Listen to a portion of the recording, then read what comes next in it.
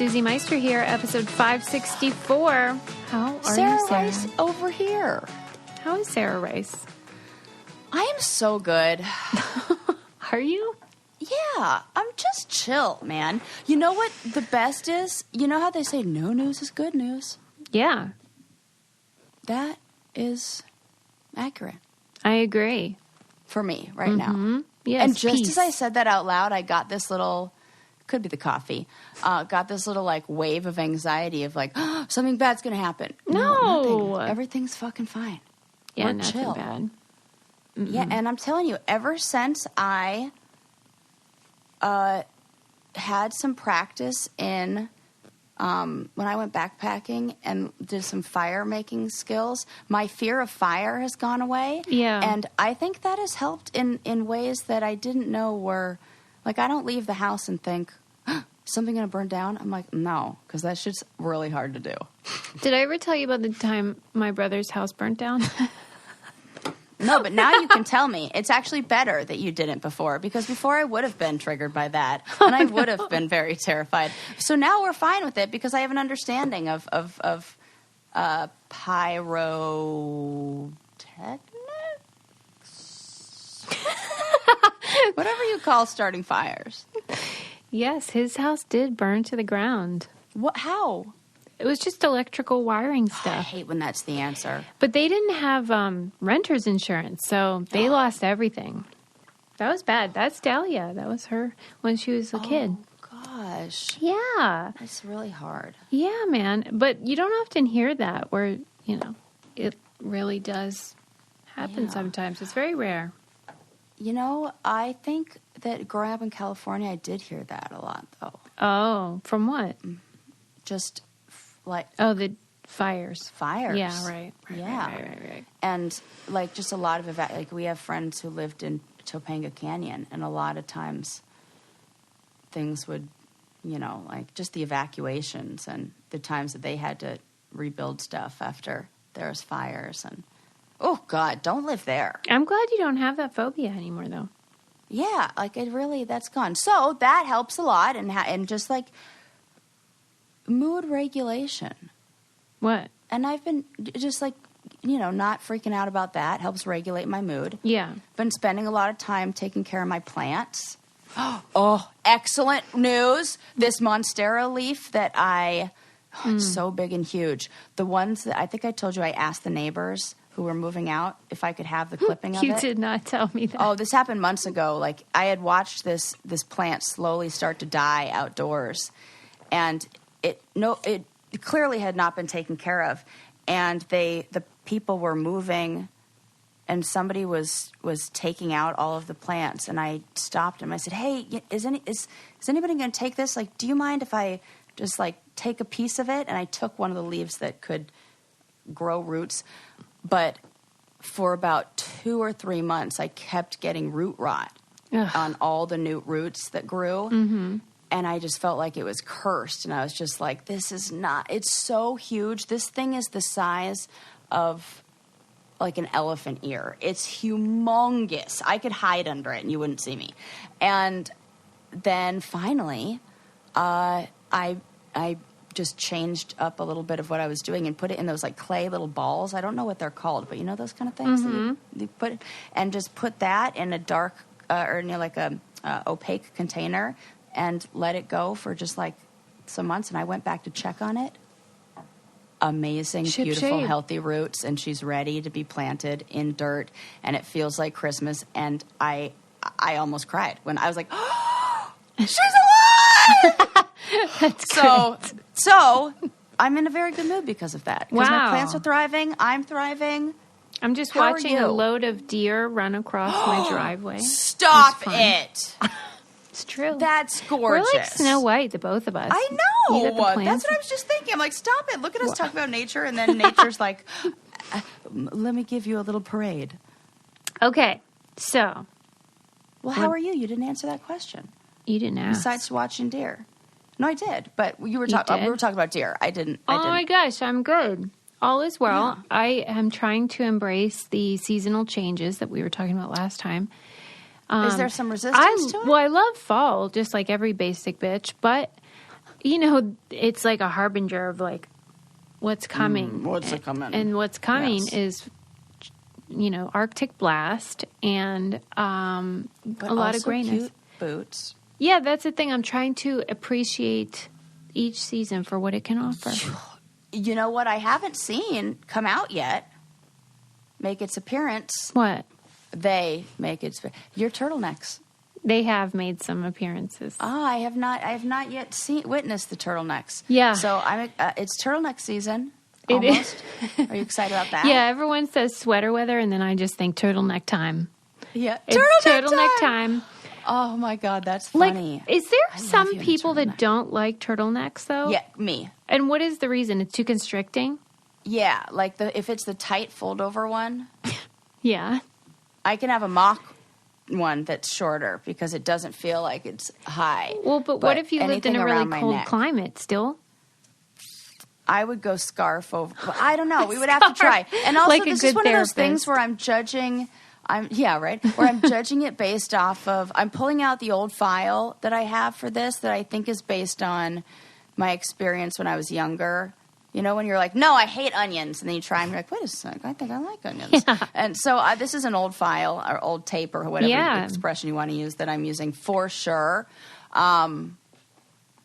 Because that just sounds like something I would say when I was a little kid and uncomfortable. And I think I just said that when I was little, decided I didn't like them, and then never really tried on a turtleneck again. I bet maybe I would love one. You might. And like I'm doing that thing where I talk myself out of whatever I don't like. You know when women age and then they hate their neck? That's like the thing. Don't give me a thing that I need to hate. Well, it's like a famous thing. Nora Ephron wrote a book. I think it was called I Hate My Neck. I'm going to hate my neck. And now everybody has tech neck, from looking down at their phone, and then they get wrinkles. People are getting Botox in their neck now because of all the, So I'm giving you another thing to worry about. But I'm just saying maybe when you're older, you'll appreciate not give a fuck about what turtlenecks can offer. They can soften I the blow. remember the moment when I was like, oh, those teeny tiny skinny spaghetti straps might be a thing of the past. Like when did you? It was okay. It was when I was briefly pregnant, and I was trying to find a dress, and I think my body was just kind of going through some changes, and I definitely noticed like hormones did weird things to my body, and like they do to all bodies. And I was trying on dresses, and I like lifted up my arm, and I just felt like this ratio doesn't work of exposed skin to strap. Yeah, like it felt like I had crossed over some. I don't know what it is because I know there's nothing that. It was almost like what I felt comfortable exposing, which is not even how it looked. It was just like, oh, I'm naked. Boy, you look really like a middle ground. You're like the little, what's that lady's name? Little Red Riding Hood? Who's that lady? That Goldilocks. Oh, Goldilocks. Who really likes just right. Like you don't want a turtleneck, but you don't want a spaghetti strap. Oh my God, this is so true. This is very true. And I realized that, because, okay, I don't know if these are just habits I've picked up from, like, I don't know, sibling or like people around me or learned behavior, but there are some things that if I take a assessment of like spectrum disorder stuff, there are some things that I come up on as being like the same symptoms. Like. And I'm sure everybody does a little bit. It's just like anything. It's like I wouldn't diagnose somebody with depression if you only met 3 out of like 5 of the symptoms or whatever. Yeah. So, but one of them is I'm very particular about how things hit my sleeves and my wrists, and like, oh, I hate a dangly bracelet more than anything. Like you hate a dangly bracelet. Wow, good to know. Oh my gosh. Like that. Like this. I have a bracelet around my wrist. It's just the red string, and you guys are probably like, wow, I see that in all Sarah's pictures. It's the string that was wrapped around the needle on the stick that they did the sacred tattoo that I have. And when we're done with the ceremony, he wraps it around your wrist. He's like, wear it until it falls off. Well, it's like who knows how long it's going to be on here. it's loosened up a bit because that's what string does, as whatever. This is maybe it's a test. Maybe it's because you want it out. Say that out loud. You want to get rid of it. It's like I have to. It's kind of like if you heard a sound you didn't like, and you were in a place where you couldn't make that terrible face. I have to do, what do they call it? Masking behavior. I have to do a lot of that, and I realize how much I do that. So, anyways. I'll tell you a bracelet you will not be annoyed by, Sarah, and that is all of them from Ana Luisa. This jewelry company makes really beautiful pieces that I'm obsessed with.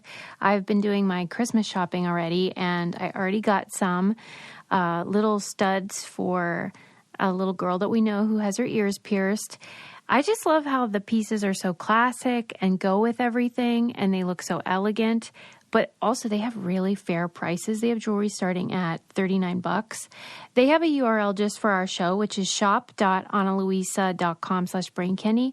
That's shop.analuisa.com/braincandy. I love them.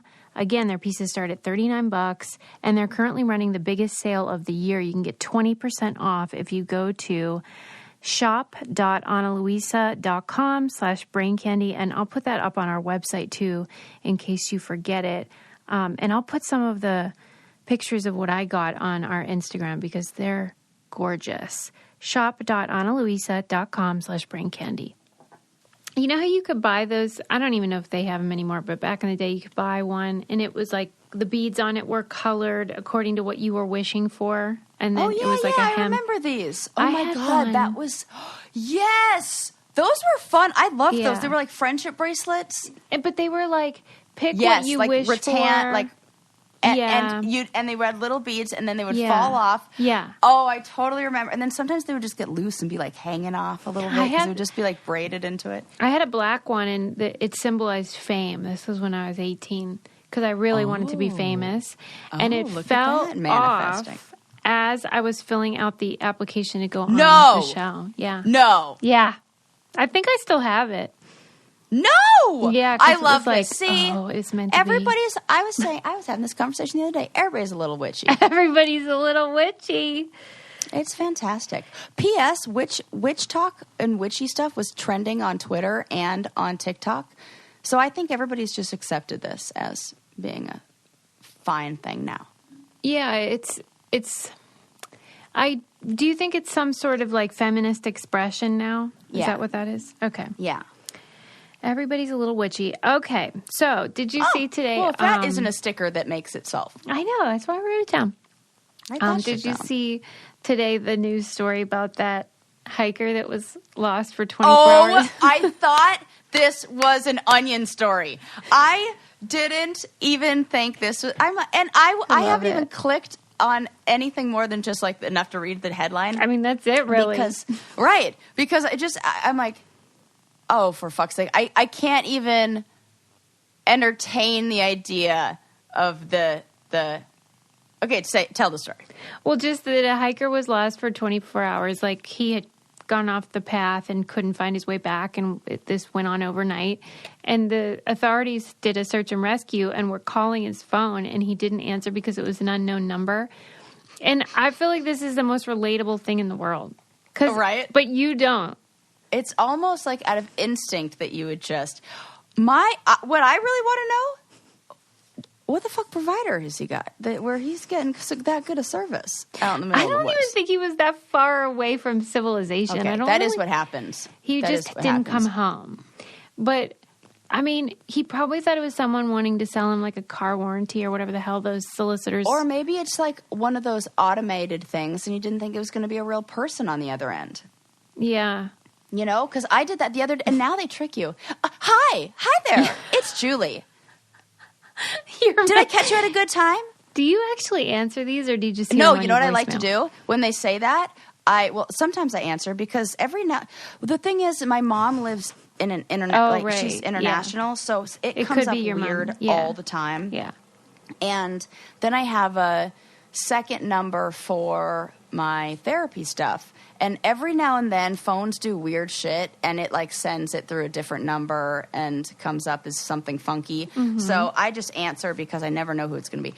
And but what I do like to do is answer in not the correct response that they're looking for the question that they're giving me.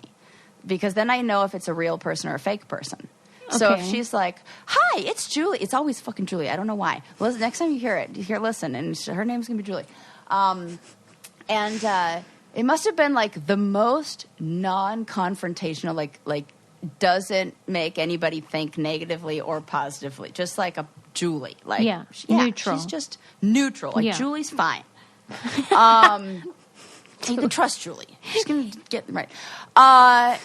And so they'll be like, "Hi, did I catch you at a good time?" And I'll say something like, "Where are you calling me from?" No. Oh, my God. Like, "Good. It's nice to hear like that." And I'm like, "Stop it. That's not the right answer. You're not a real person." Like, this is so dumb. Well, because sometimes it is a real person. Remember, one time it was a real person, and it was Kaya, who's Kaya. I think that's her name. Yes, who is one of our listeners. I think that's her name. I'm pretty sure. I do not because I remember that. I did like the Michael Scott thing because it was like Kia, but not like Kia, like the car, but like not, but Kaya. So I'm pretty sure that's it. Yeah. And so I was like, oh, and I would like to remember her name because she was very nice. So every now and then you meet a fan of the podcast on one of those calls, and that was one of those unknown numbers, or like not unknown, but like random numbers. Yeah. And so I met a friend of the show that way. That is so nice. Yeah, I never thought that I would be one of those people who that would happen to. But it did. We're sweeping the nation. No, I mean like talking on the phone and like meeting somebody and having a good you answer those where it says like they answered a random phone call and then they became friends and then or like like the Thanksgiving kind of yeah like that. Mm-hmm. I was like, I hate talking on the phone. That's not me. Yes, it is, Sarah. Well, okay, so we love What did you want to talk about today? we love a good lawsuit. I have one for you. Yes, we do love one. Unless we're participating in it, in which case we hate it. Those are the worst ones. But I'm always embroiled in some sort of legal shenanigan. Well, that's what happens when you're a boss-ass bitch. I think it's what happens when you've been on reality TV, and so a lot of the people correct. that you're around are completely dysfunctional, fucked up losers. Also correct. Not naming any names, but he may or may not have a haircut from Night at the Roxbury right now. It's my favorite thing in the whole world. Okay, my favorite last... What is love? Baby, don't hurt me. I mean, okay, if you're an aging reality star and you think it's time to experiment with a haircut... Just don't do it. Oh, God. Who do you think we're talking about? We did say in a previous episode that we do love how the new style thing is to just be your badass self that you wanted to be when you were in junior high. Maybe he really wanted to be Chris Kattan or Will Ferrell. I think you guys know who we're talking about. And if you don't, this is a real fun blind item. Okay. Some lady is suing Kellogg's because Pop-Tart, she likes strawberry Pop-Tarts. Who doesn't? And she is mad because there are more apples and pears in them than strawberries. I'm so annoyed. Ah! Why? Okay. Mm-hmm. Here are my rebuttal, my comebacks. Yeah. To this. Yeah. I'm just going to put this question out there, and I think however you answer this, it says if she has a case or not. Okay. Does the name of the item have to feature the ingredient? Its main ingredient? Because it does, in fact, have strawberries. Yes. But that is not the featured, number one. Like if you were listing the ingredients, it's not because they're not calling them. First. They're not saying it's flour flavored, and there's probably more flour than there is strawberry. So let's play. Where's the line? Well, and also, what other foods I'm trying to think of a good example. Well, the like, only people thing I have can been think of, because I just made chocolate chip pancakes, and that's the only thing I can think of, and that doesn't fit at all. Well, but I think, but in maybe. the same vein, though, we have talked on the show about how people have been suing about when something is called vanilla, but it's using that beaver butthole serum. Like, for real, they get it from beaver buttholes. No, you're right. And it tastes like vanilla, and they use it. Anal glands. Thank you, anal glands. And so if you say it's vanilla, and then there's not vanilla, but this thing that tastes like vanilla that comes from a beaver's a-hole, then people are suing. Yeah, but that's fair. These are actual I have had one of those strawberry. There's strawberry in there. Yeah, right? There is strawberry in there. So if the ingredient exists in the product, fair game. You're fine.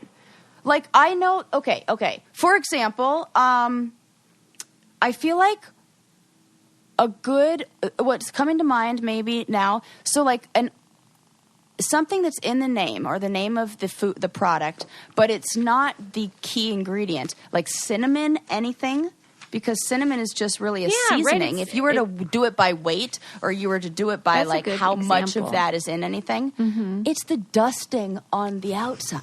It's not even the actual cinnamon rolls. Really, it's rolls with a little bit of cinnamon. So are we suing them? No. That's a very good example, because I bet there's way more vanilla extract in there than there is cinnamon. Correct. Yeah. So if the item exists in the list of ingredients at all... Okay, but I'll even go one further, because here's a product that doesn't even... playing these kind of games. Okay, here's a product that doesn't even have the ingredient that's in the name. Dadgrass. There's no grass in it, but I love it. I'm not going to sue them. I love it. Right. No dads in there. Not going to sue them. Have you guys tried your dadgrass yet? Suze, I'm fresh out. I got to re-up. Get ordering. Listen, I know. Dadgrass. I went to a concert, and so I took it to the concert. You were a toker. Dadgrass is... And midnight smoke. Yeah, midnight. Is weed, but it is mild and not like how they've made it now, where you like get all loopy and lose your mind. This is like chill. Smooth subtleness. You can go to a meeting afterwards. I mean, don't. She's like, hypothetically. You do whatever you want. Hypothetically. But like, there's none of that in it. Well, and I think people would think this can't be legal where I'm from. Yes, it is. Correct. It is totally legal. Organic, smokable hemp. It relaxes your body, mellows your mind. All 50 states, you can get it delivered to you. 100% organic pre-rolled joints. Very low in THC, high in CBD. So you can enjoy everything but keep a clear head. What more can you ask for? It's so great. And the packaging, so cute. Cool. If you go on their website, they have all these novelty ones too, where it's like, it'll look like... I'm going there right now. Look at the, I think they're called novelty tins or something, but they're like Band-Aids, but really you keep your weed in there. Oh, I love that kind of stuff. It's really cute. Yep. You guys are going to love it. And all Dadgrass products are federally legal for ages 21 and over, and it ships right to your door anywhere in the U.S. Okay? And I want one of these. They have those rolling machines. Show I really it. want Show one me of those. It's these are so cool. I don't know why I don't own one of these. I didn't see this it is on the there. coolest shit ever. It's just, you know what's fun to have, like, oh, look at that cool beanie. I'm going to get that. Okay, that is so funny. Oh, I'm into it. Okay. Right? Now I'm just shopping. Dadgrass is offering our listeners 20% off your first order when you go to dadgrass.com/braincandy. Go to dadgrass.com/braincandy for 20% off your first order. That's dadgrass.com/braincandy. Look at this hat that says "Don't Trip." I fucking love it. It's all like in trippy writing. It's like, "Don't trip, man." Yes, that has so many. Hey, their merch.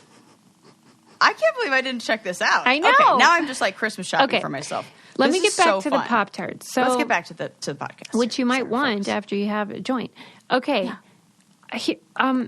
So sometimes with these type of lawsuits, I feel like there's more to the story in terms of like what the motivation is.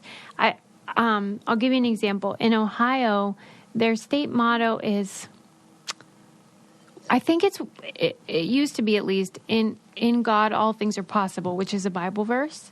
Uh-huh. And someone in my PhD program, he was a reverend, and he used to live in Ohio, and he was recruited by, I don't know if it was an organization or a law firm, to be sort of the face of a lawsuit. Oh, yes. I've heard about these. Yeah, against Ohio for that motto being an unfair mix of religion and state and religion. Isn't there a documentary about lawyers that, like the lawyers that they use for this? I don't know. I would love to watch it because I think there is. But continue, keep talking. Okay, so they chose him and wanted him because he's very liberal. He's social justice warrior type person, and but he's a reverend. So if a reverend is suing the state saying like this Christian slogan shouldn't be on our stuff, governmental stuff, then it maybe holds more weight. Yes, correct. So whenever I see a lawsuit like this with the Pop-Tarts, I feel like it's more than just this lady's mad about her Pop-Tarts. I think it's like about labeling and consumer that in advocacy. Order for them to even take on this kind of lawsuit and for it to be get to the point where it represents something else in the same way that the like hippos being a person represents like, oh, now we get to free the elephant and like all that stuff. Like it's not about what Pop-Tarts is behind this. Right. I think it's about consumer advocacy and saying people should know what they're consuming, which I like that idea. But to be fair, there is strawberries. Right. That's the argument. That's the because what is so annoying to me is it's in the list of the ingredient. You got the ingredients. Yeah, so I don't really what know. else do you want? And I think a lot of this comes down to it being in the same way. I don't agree with this. I don't think we should do this. In Europe, you're not allowed to advertise to children under the age of, I think it's 7 or 8. And I love that. I think we should definitely do that. That's not the case here. Right. You can advertise to children under that age. So I think that and so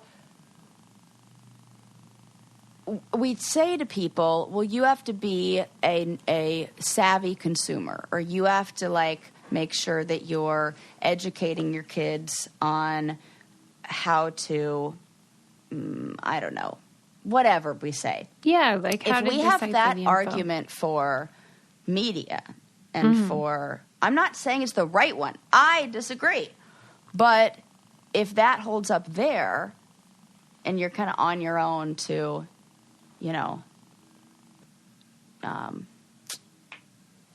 discern, have some boundaries, have discernment, then I feel like the same should go if they're providing you the information on the nutrition facts. I was a kid who, like, my mom said, if you can't pronounce everything in the ingredients, then we can't buy it. And so it made it so I learned how to pronounce things. Right. I got really good at pronunciation. English. That I became really I understand how to read a nutrition label and, maybe all that these kind of stuff. Lawyers or whoever, the organization, wants it to not be about how informed you are as a consumer. It should be obvious. I don't know. Yeah. But I do find it funny. And it just feels like they're allowed, they get away with they're tricking us with like green packaging and shit. And, making things seem healthy. Yeah, in the U.S. Yeah. Okay, moving on. Have you ever heard of magnet fishing? No. I had not. Apparently there's this new... Are fish magnetic? No. But people are putting magnets in to get stuff that's fallen in that's metal out of the waterways. Of course. This just seems like advanced... what the hell do you call that? With metal detecting. Oh, good point. Yes. Well, This is metal detecting in the water. but the difference, I guess. Kim's earring that's lost in Bora Bora or wherever it is. Right. I still think about that to this People are day. dying, Kim. Yeah. Well, okay, the trouble is, though, like, if you were to metal detect on the beach or something, I mean, you're hoping to find treasure and coins and things.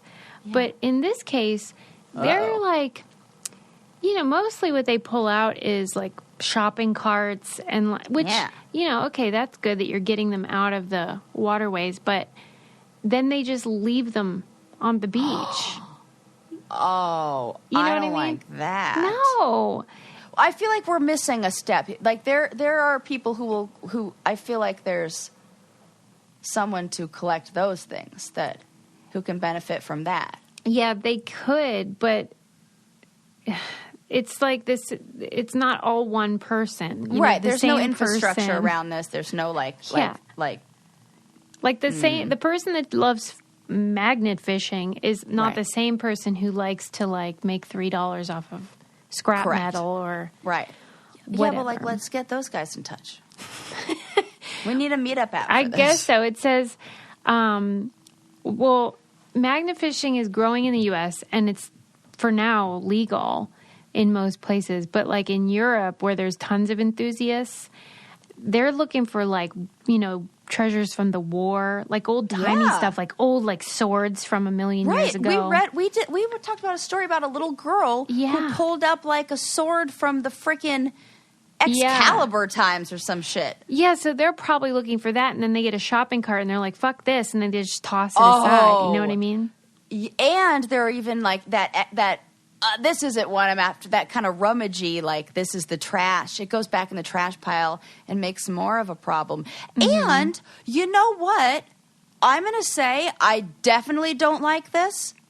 As a scuba diver, we have a do not touch rule where you don't disturb anything. You put your hand put your hands behind your back. Yeah. Or we learned this together in our little hands off the merchandise class. And then you have to just use your fingertips to maybe hold on to the sand or as little as you can possibly touch. And we know that a lot of animals have now attached themselves or created homes in things that we leave under the ocean, cans, like all this. And now you're going to go rip up their makeshift reefs? Fuck off. Mm-hmm. Leave it. Well, because if you found something buried, you know, it might be dirty, but it's manageable. Whereas when these people do it, this stuff is slimy and rusty and disgusting. So they don't really have a lot of incentive to cart it in their vehicle or whatever. Yeah. I like it. One thing everybody ought to do, if they're not into magnet fishing, is get therapy. Oh, definitely. Maybe some of the people who are magnet fishing need to get therapy. Good point. Yeah. And thanks to the good people at BetterHelp, you can get therapy from the comfort of your home or wherever you may be. And you can access them, 24 hours a day. You can send a message whenever your heart wants. And it's so much more convenient for people, maybe if you have a weird schedule or if you feel intimidated. Yes. Therapy that works around you. Yeah. And BetterHelp has licensed professionals that specialize in all the things that concern you, relationships and grief and depression, anxiety. I love that you can be very picky about what you're looking for. You want a specific gender. You want them to be competent in cultural considerations, or you want them to have like diversity considerations. Definitely. Yeah, coming there's right the up. Search. Yep, coming right up. No problem. You can pick just what you want. Older, younger. Mm-hmm. And it's so convenient and affordable. And we want you to start living a happier life today. As a listener, you'll get 10% off your first month by visiting BetterHelp.com/braincandy. Join over 1 million people taking charge of their mental health. Again, that's BetterHelp, HELP.com/braincandy. Yes. Okay. Yeah, so magnet fishing, super weird, but if you're going to do that, at least take your crap and deal with it. Yeah, I don't think I like it anymore. Yeah. It's not ideal. I feel like what I don't like is the blind dragging something up from the bottom. It feels very disruptive. Yeah. It would be the same as if there were a treasure chest and a bunch of vines had grown all around it, and you just ripped it, and then just ripped all the... I'd be like, at least, like, remove it the right way and make sure it, so, because I feel like I don't feel the same about, like, scuba divers who are the people who are down there and looking for this treasure underneath, and I feel like they can see it, they know it, but the pulling it up from the I'm not into it. Yeah, come on now, get a hold of yourself. I like, you know what, I'm going to go back to the original image I had in my head, which is the real life version, somehow a giant version of that adorable little game we had when we were little, where the little magnets spin in a circle with a little fish, and you held onto the little teeny tiny plastic fishing pole, and they would close their mouth, and you would just try to, like, grab them. Everybody knows exactly what I'm talking about, even though I'm doing a terrible, very loosey-goosey job explaining it. Yeah. The end. Yeah, it's not as charming as that. Okay. Next up, Lincoln and I used to do just like the trashy version of that, which is just like cutting it out of paper and putting tape on the back, and then just, using a string and a stick. You didn't even have to buy anything plastic. You can just DIY it. I love that. Okay. So I was reading about this medical thing that I wasn't aware of, and I wanted to debate it with you.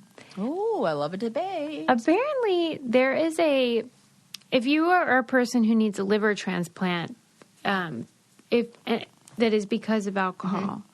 Oh, right. If you're, an alcoholic and your liver is shot and you need a new one, down the hatch, Sarah and I are imbibing right now.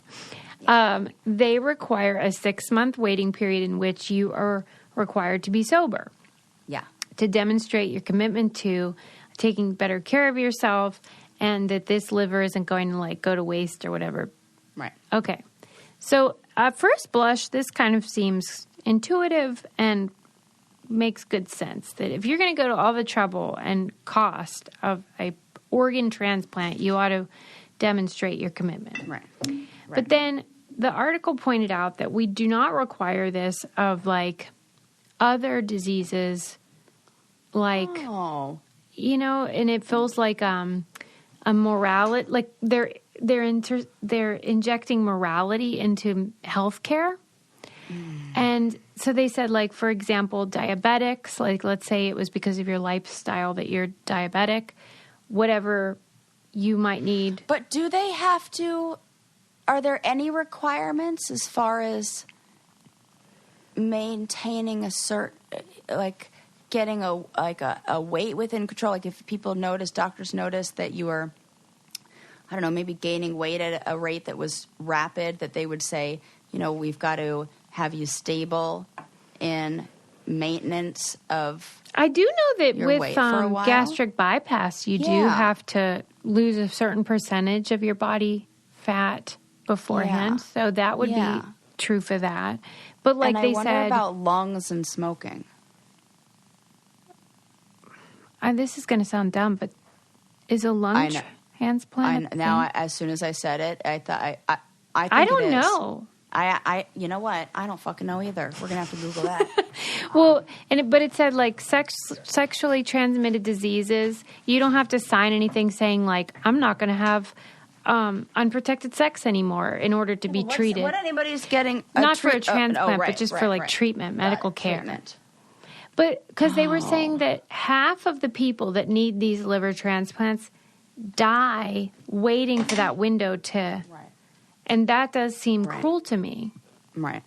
And that they said that the 6-month sobriety, the people that achieve that and then get the transplant, it's not predictive that they will continue to be sober. So it doesn't actually it's just checking prove. The box of like, Yeah. So for maybe me, they're just neat. But could you imagine if you were the mother of a child who was on that list and some guy who's 45, 50, who has cirrhosis of the liver and already lost, like that's what happened the first time around. Mm-hmm. And your baby that would just be, It's awful. It's all bad. It's... Well, because just from my own experience, my dad, he essentially got sick because he was a smoker. And continued smoking even when he was on dialysis and stuff. Mm-hmm. And I could have gone and seen if my kidney would have been a good donor, but I was unwilling to do that because I would be putting my life at risk for someone who's like not even stopped smoking. Right. Maybe I would if he were great otherwise. Yeah. But he was a dud in general. But, I mean, I can understand the logic there of like wanting someone who will value what a big donation is. I get it too. Yeah. I really do. But is it the job? I can just connect to that one side more. That, like, I don't. Ooh, no matter what I come up with, like try to think about, is like, well, maybe they could do this. Maybe they could do. It all sounds like fucked up. So, at this moment, just having that amount of information, are you leaning more towards do the 6-month waiting period, or are you leaning more towards like let's not? No, I think the 6-month waiting period. Really? Because I also think that addiction and alcoholism is a disease you have to self-diagnose. You have to say that I am this in order and like start working on it. So I think that anything that pushes forward the process in, I don't know, kind of like admitting that you are, it's like step one of the, 12 steps. Yeah. I think you have to do that in order to commit to those 6 months. And I think in that I think that's a really, even if it's not lasting, like if it doesn't stick, I think that 6 months is very beneficial for more than just getting your kidney healthy or like proving that you can keep proving you can keep your liver healthy or whatever it is. I guess the thing that gets me is that half the people die waiting. That feels sad. Because especially because the sobriety is not a predictor of long-term sobriety, the 6 months. Right. And then just that, I don't know. I saw a TED Talk years ago. I'm going to have to do a little digging and find it. But it was, I think it was it was a documentary or something, or somewhere I saw something that they were these college students, med students maybe, who had developed an app or a program. I think it was an app to connect donors, potential donors, with people who were on the registry. Yeah. And the way that the thing that they used for inspiration, because we love a good animal inspiration story, was the pheromones in ants and how ants communicate in a group and how information is shared and how ants I mean, I don't know the details. I'm going to have to go back and look. But it was something along the lines of like, the ants don't get together and have a meeting and say, well, you do this and you do this and you do this. They just recognize through signals and through the pheromone scent who's best for which role. And those people are instantly linked and are connected. And like, it's, of course, in this, they explain it way better than I'm doing now. And, so it's like, I feel like that this, I would love to know what happened with that, or if that's being used, or if that was like something that was just because it seems like the problem, the big kink in the chain here is the speed in which people who are on the registry are getting the I think there are enough people who are donating their bodies now that we got these things floating around. It's just getting them from the donor to the recipient. So you feel like them. The real issue isn't these waiting lists or whatever. It's the availability of the. That was it. Okay, so it's something like. So say your dad is in the hospital, like your dad needs a transplant. You may not be a match, but you're willing to donate a kidney or liver or whatever it is. What is it, kidney or liver? I don't even fucking know. In this case, it's a liver. My dad's liver. I'm like, which one can you do? Okay, right. I'm like, can you do both? Can you do, like, I can't remember. So say you need to go donate a kidney. You might not be a match for your dad, but you are saying, I am willing to donate. Oh, yeah, you trade. I am a match for somebody else. Yeah. And then that guy maybe has a relative who needs a match, but he's not a match for him, but he's a match for somebody else. And so it does real quick algorithm work of like, you go with it, you go with them, you go with them, and then we all do the surgery, and boom, boom, boom. Oh my God, I get goosebumps talking about it because it's like, I don't know what, but it's inspiring and they're doing great. I do think that is something that happens, and you can donate your kidney whether you have someone you know. I mean, hey, if you're into that, take all my parts. I want all of them to go. Not now. I need them for a while. For a long time. I'm going to live for a long time. No, I'm keeping them. Afterwards, yes. Be an organ donor. Afterwards, take all of them and then study this brain. I agree. For no reason. Well, and another thing everybody should do is try out KiwiCo. These boxes are so cute. And they have these boxes for kids of all ages, but... Yeah, they have different grown-up ones now.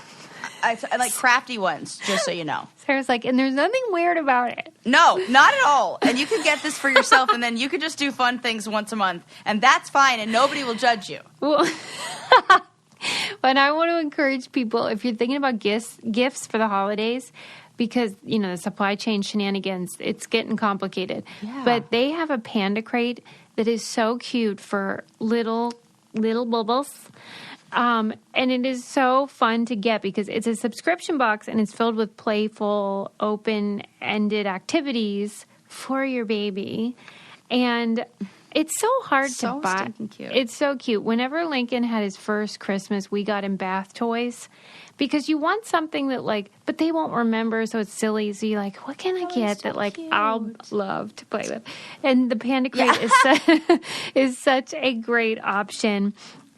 Your baby receives a new crate filled with 2 months' worth of products and content every other month. It's so cute. What a great service. And the one I love is the Maker Kit. Oh, you're, confessing slowly. It basically, when you see all those cute DIY projects on Instagram and Pinterest and stuff, and you're like, oh, I would love to do that, but I don't want to buy $95 worth pipe of craft cleaners. supplies in order to do this. Yeah. They're like, we got you. You want to do a cute little rainbow, what are they called? It almost looks like a rug. It's like shag. Oh, yeah. What is that called? What I mean? Yes, I know those. Yeah. Oh, they're so stinking cute. Mm-hmm. They're like, here's exactly what you need. Boom, done. Is that needlepoint? No. What are those? Like that. I know what you mean, though. But this is great for infants and toddlers. Such a great gift. Build a foundation for early learning this holiday season with Panda Crate from KiwiCo. Get 50% off your first month on any crate line with code BRAINCANDY at kiwico.com. That's 50% off your first month at KIWICO.com, promo code BRAINCANDY. And like I said, it's great for all ages, not just babies. Punch needle. That's it. Yes. You make a punch needle pillow. You know how? Okay. Moving on. Macrame plant holder. Oh, I'm thinking of all the fun stuff I want to make. Okay, what do I want to talk about? Okay. How about how the Vienna Tourist Board started an OnlyFans? But it's super Tell cool. me more. It's super cool. Vienna I want to sign up. I know. I was like, that sounds great. Vienna is hot. Literally the most beautiful city I have ever seen. I'm jealous that you've been there. It was... I need to go there. And I said in my mind, you have to come back here. I was only there for like 2 days. It wasn't enough. Let's go. We need a trip together. Real. Like, for fucking real, we have taken one trip together. That is so true. That's it. I was just talking to my siblings. Well, no, we went to Dolly World. Oh, yeah.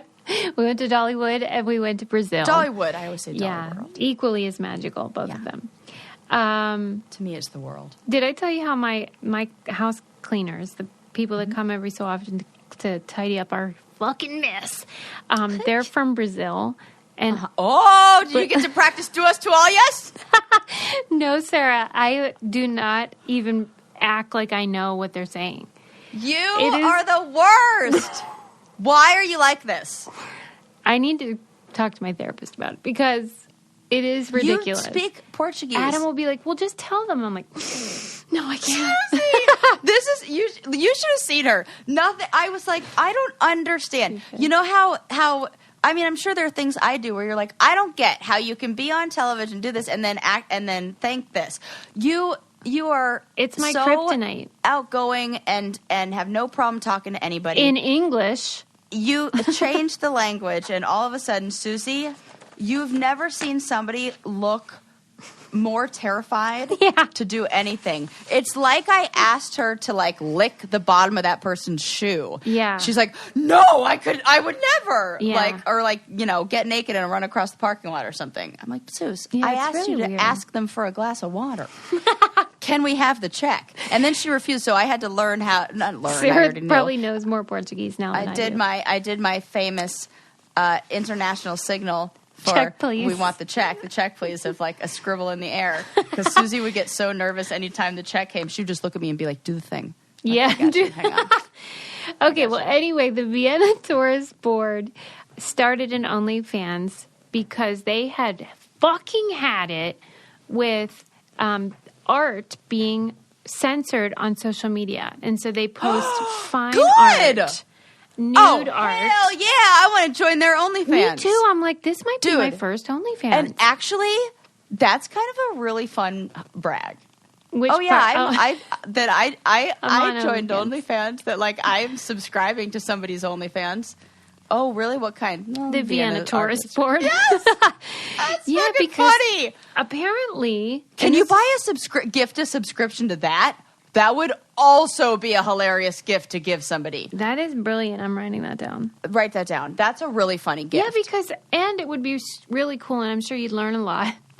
Because they're fed up with how... So funny. This, social media has these rules about basically women being naked, and it's how it's pornographic. And there are some exceptions, like Instagram lets you breastfeed, and TikTok... It just says in their terms... They don't let you do anything. They'll take down a video if they just think you're... They put up a warning on mine for rock climbing. Wow. They were like, this is dangerous activity. Perform at your own risk. And I was like, hell You have got to be kidding me. Warning, baby. You're so I felt like edgy. it was a badge of honor. I was like, yeah. Yes. Don't try this at home, motherfuckers.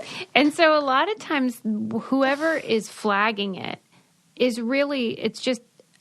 artificial intelligence, so it's a mistake, but it doesn't matter because you still get censored, and there's no way to contact customer service, as we all know, on these I platforms. follow this wonderful gal who's a sculptor, and she sculpts very lifelike small models of really voluptuous women, and they're beautiful, and they're so cool, and they'll always have like anatomically correct details of like hair, and she gets flagged and taken down so much. And then she also always posts like the flags and the thing and how they're like, see how they do this? And it's always around bodies that people are like, we don't want to see that. And that's stupid. And I hate it because everybody's beautiful. Yeah. I was just reading about that, how larger bodies and also bodies of color, girls, get sexualized earlier than thin white girls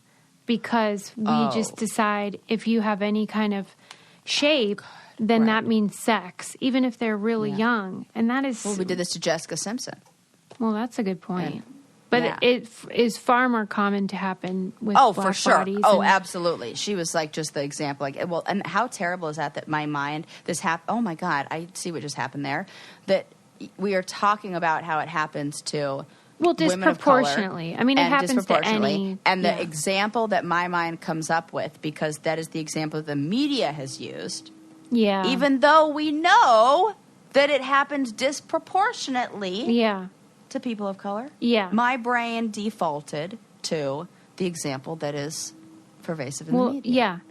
Well, because the ones that it happens more to, they kind of expect it and they're used to it. God. Like fat bodies and black and brown bodies. But when it happens to a white person, it's like, can you believe she's 10? How they sexualized this young girl? Yeah. Yeah. So anyway, totally true. The Vienna Tourist Board, the badasses that they are, they're protesting the censorship, and they're saying, like, these artificial intelligence usages of censorship are ridiculous, but also wrong. Like, this is art. This isn't human bodies, whatever. Right. For real. And so I think that's a clever And I think art is a fantastic way to teach about human bodies and make people comfortable with human bodies so that we can talk and we had a very, very good Brain Candy Documentary Club discussion this month on similar subjects, but becoming comfortable with talking about the names of parts, becoming comfortable with seeing in an appropriate way these parts. Yeah. Desexualizes and takes away maybe some of the taboo of talking about it that is absolutely helpful when we need children to have the language around sex and their body parts should they be victimized. Mm-hmm. Right. And even just becoming comfortable talking about that gives them the language. So if something were to happen, they could say, hey, I was touched in that same place. Yeah. Whatever it may be, or anything like that, just, I'd be interested to see, I bet this has been done. What are the rates of sexual assault, or maybe even child sexual assault, whatever it may be, in reporting? I wonder if reporting is higher or lower with censorship and exposure to what would we call them? Like anatomically correct? Yes. Because like in Language. Europe, it is no big deal to see boobs on a commercial or on TV. It's not a fucking thing. And so, like, my little brothers, when they got to the beaches of Europe, were like, "Ooga, ooga!" They couldn't even control themselves. I look at all the other little boys, and they could care less about. They're like, it's no big whoop. Couldn't care less. Yeah, we're super weird. I was talking to my friends because their kids are like teenagers, and they were talking about how, like it's. Something will come on TV and you feel weird and like... Oh, I still feel weird with my mom when things come on TV. I mean, I get it. And then we were saying like, well, maybe if you start really young describing sex, and he's like, it's not the sex that's hard to describe. Like how to make a baby, that's easy. It's trying to explain to like a 12-year-old why people are horny. Like, the passion is the part where you're like, well, they like really like it. To say, like, here's how a baby's made is different than saying, here's why people are all over I'll each other. tell you, the best response I ever heard was from Sway in the Morning from MTV, like MTV Sway. Yeah, I remember him. He and I hung out for a minute and, like, we're friends. And he has a daughter, or at the time, she was, I think, 13 years old or so. And he was on a talk show, and he was asked I want to say he was on, like, I can't remember what talk show it was. But he was asked about how he talks to his daughter about sex. Like, it was like, oh, my gosh, 13, that must be hard. You're having those conversations. And what he said was one of the best things I could ever remember anybody saying to their kid or explaining it. And I'm like, you perfectly summarized it. He said... When she asked about it, and I feel comfortable sharing the story since he shared it on television. So, because I always feel bad when I'm like talking about somebody's kid and how they say about like whatever. That's just like the therapist in me. So he said that she asked, like, she said, well, you know, some of my friends said it feels really good. And that was really hard because you are like, yeah, it does. But then there's so much other stuff that comes with it. He said, sex can be one of the best things if you are in mentally ready for it and you are with the right person. Or it could be one of the worst things if you are not ready for it or with the wrong person. Amen. And I thought that was such a perfect way to summarize it, because it's saying that you have to be selective. It's saying that you shouldn't just be It's not seeking. always great. It's not always great. You shouldn't be like going at, like, chasing that feeling, because it's not going to be like, oh, where it's just a roll of the dice and it, like, you know. And it was so simple, and I felt like for a child that they would ask the right follow-up questions to that. Mm-hmm. It's not giving out too much information. Mm-hmm. You can then talk about what kind of things go into relationships where it would feel good, what kind of things make somebody ready, how do you know when you are ready, how do you know when you're not ready?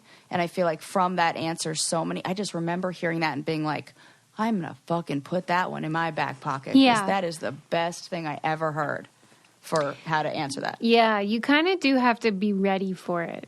Because even we were watching Shark Tank the other night. We love watching that with Link. And one of the products they were promoting was some sort of lingerie. And as soon as it came on, I'm like, oh, nuts. Oh, and I'm like, right. We aren't going to watch this because we don't really want to hear about their underpants. So, you know, right. Whatever. But I know for some parents, it can be hard to even say, we're not going to watch this and here's why. Like, they just sit there in this terror. Yeah. Where they're like, oh, no, what is he going to think? And, yeah. But I think the best thing to do is just talk about those feelings. Yeah. Doesn't it feel weird to watch people talk about underwear? Yeah, but we're weird, that's why we wait to do that, and we don't talk about that with people until... Yeah, that's private. That's private. That's it. But you and I are unusual in our candor. A lot of people aren't really used to saying these things out loud. So it's more like... This is what I practice with my clients. This is another example of congruent communication. Yeah. This fall, and to me is similar, is the same thing of like the story I always go back to, that because multiple people have reached out to me and referenced this story and said, oh my God, that made me change how I saw things. And I totally had a conversation with my partner about it. When I said that I always worried about making the bed with Landon and like making sure the bed was made. And then one day I just asked, and I got so like, I felt so guilty when I didn't make the bed. Like, oh my God, he's walking by thinking like, oh my God, you didn't make the bed. And it was like this task I had assigned myself and created all this anxiety around it and felt like whatever it was. And then one day I asked him, I said, does it bother you when I don't make the bed, or like when and he must have said something when we first started dating. Yeah. Because this is how things start. That made you believe. Where he said, you know, I love how you make the bed every morning. Right. Like that, it's so nice and whatever. And I got it in my head, this is your job. And then I did it for a certain amount of time, and it must have received some kind of reward in my brain for that. And it was reinforced enough to where after 10 years, I was like, this is my job. And then I asked him, and I said, you know, does that ever bother you? And he looked at me like I was crazy. Yeah. And he said, I can say with 100% certainty that I have never once thought about making the bed or how you make the bed or all of that. And I was like, I realized in that moment how much fucking time I had wasted living in the anxiety. Like, talk about, you know, you think, what do they say? A hot dog takes like 30 minutes off your life or some shit like that, or 3 days or whatever. The stress of that took at least 6 months to a year. Yeah, right? For nothing. Of thinking about that. For nothing. And he didn't care. So if you just, and I love to blame our dumb brain, or blame like the automatic brain. So I'll be like, okay, I don't think this, but like my automatic thoughts brain is saying that you think it's that you care that I don't know, have a handful of chocolate chips in bed as a snack. No, I literally have never thought about that one time. If we just say these things and get them out in the open, freedom. Yeah, I'm all for that. Say it. So. Yeah, do it, people. I don't even remember what we were saying to begin with. Let's wind it down. We're over. Oh, already? Yeah. Man, I have been in a chatty mood these past few episodes. I don't know what this is. We learned about Sarah hating turtlenecks.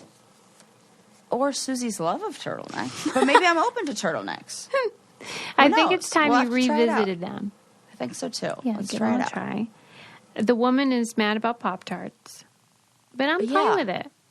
Yeah. Depending on her intention. We have more questions. Yeah, because if the rule is, because I don't know the law, but if the rule is like the name has to fall into some sort of parameters, then maybe she has a fair case. But I'm fine with apples and pears. I don't know what her big fucking problem is. And I feel like they're taking a lot of liberties with that s'mores flavor then, if you're going to do. Because to call that s'mores is a crime. Yeah, a lot of companies will have to change the names of things if this is a problem. Anybody who's eating s'more Pop-Tarts. Tell you what we're not really into is magnet fishing and their littering. No, we're not into that. Oh, my God. You know I know. Hate littering. Yeah. It's the fucking worst. Why do I hate it so much? It's fine. Well, it's something to explore another day. And then we debated, like, the ethics of organ donation. Oh, my God. This has really been all over the place. We're very important. Yeah. We're talking about very important things. And then we talked about, human sexuality and having the talk with your kids. Yeah. Oh, I would love to hear how you guys have talked about that. Is it something you pepper in? Have you been dreading it? Just whenever it comes up, I just answer stuff. But he hasn't really dived in yet, so I'm like, maybe I need to be more aggressive. Well, and I love that you answered, but also I was talking to you like them listening. Oh, okay. The collective you. The collective you. I mean, I want to hear your answer too. But I don't want people listening to think that I don't want to hear theirs. You know what's crazy? And I would because I kind of already knew what the answer to yours was. I have just recently started thinking though about how he's going to, like, when I'm dead, probably listen to all these as like, oh, I miss my mom. I'll just put her show on, Yeah. I'm like, I don't know. So it'll be fine. Yeah, but then I was like, oh no, he's going to wonder why I said he was average in episode 204. He will. Well, you know what? No, he's going to... That average is just... My mom used to say, listen, my son's going to either end up in jail or the CEO of a company. To me, so she said, To me, this was an example of that 4 agreements where it's like nothing's personal, because that wasn't actually about him. It's about my distaste for parents who act like their kids are perfect and better than they are. So I correct it by being like, he's average. He's a normal person. And he's going to agree with you when you do that. And don't worry, Aunt Sarah is on there to be like, no, I played... what the hell game did I play with him? The flip you over one game that I can't... Memory. The match one. Memory game that I gave him. The name of it. I know, and the irony. Don't think it was not lost on me in that moment. Yes. And he was so good at that, and I was like, Suze, you got a genius kid right here. And you were like, he is not. So you just keep him humble, and I build him up. Yeah, like, quit acting like your kid's great. Everybody's great at something, but nobody's great at everything, so can it? Correct. Anyway. Except me. All right, we gotta go. I love you. All right. Love you. Bye. Bye.